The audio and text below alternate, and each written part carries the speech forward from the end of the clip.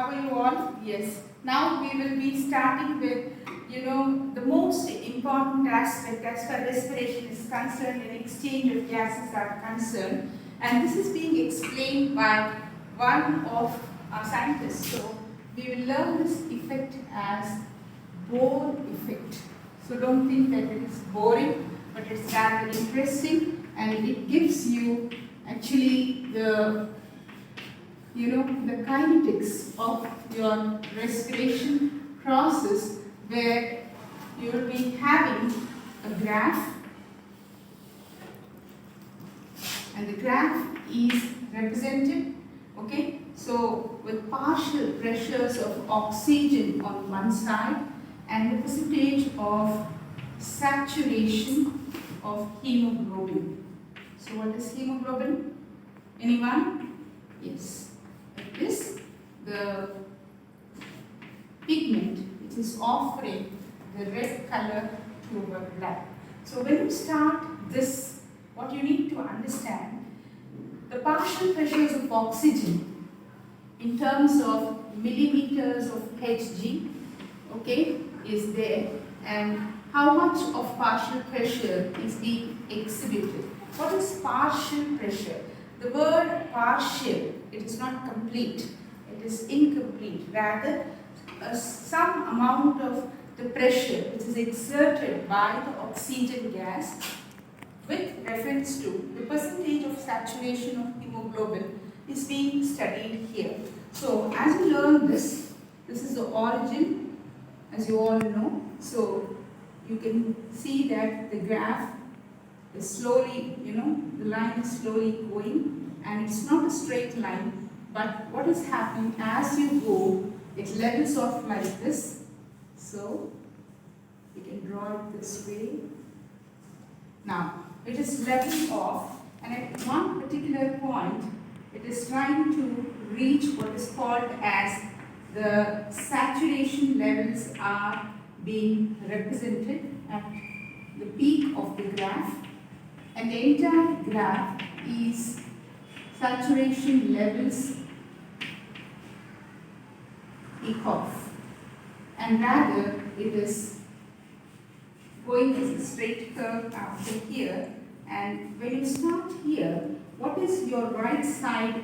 The graph is divided into the right portion and the right hand side, and you have what is called as the left hand side.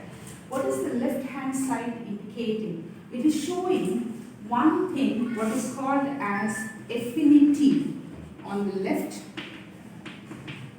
Okay, that means more oxygen is trying to combine with hemoglobin here to form what is called as oxyhemoglobin. On the right side, this is happening on the LS, left hand side, or LHS. The right hand side, what does it indicate? It indicates that means this side. What does it indicate? It indicates that there is dissociation taking place. So, what you need to understand, the right hand side is the association, the left hand side is the dissociation. So, here, that is the oxyhemoglobin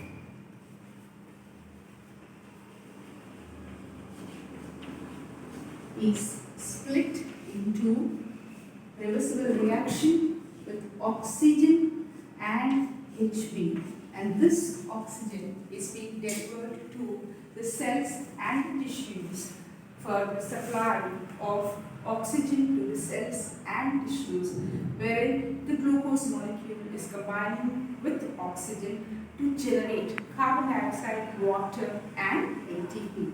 So the chemical form of energy is ATP, adenosine triphosphate, which is very, very important. So when you learn the Bohr effect, what you need to understand, if the normal partial pressure is surveyed around 26.4 mmHg, the deviation from this normal value will try to indicate that the person is running short of oxygen saturation, and thereby his respiratory system is under some trouble. So for that reason, what is happening? He is recommended certain treatment. So the value turns to be more and more important as far as Bohr effect is concerned. Then, when you start learning about the fetal hemoglobin, the fetal hemoglobin is, very, very important because it is having more affinity compared to the adult hemoglobin. But one thing is very, very important as far as the graph is concerned.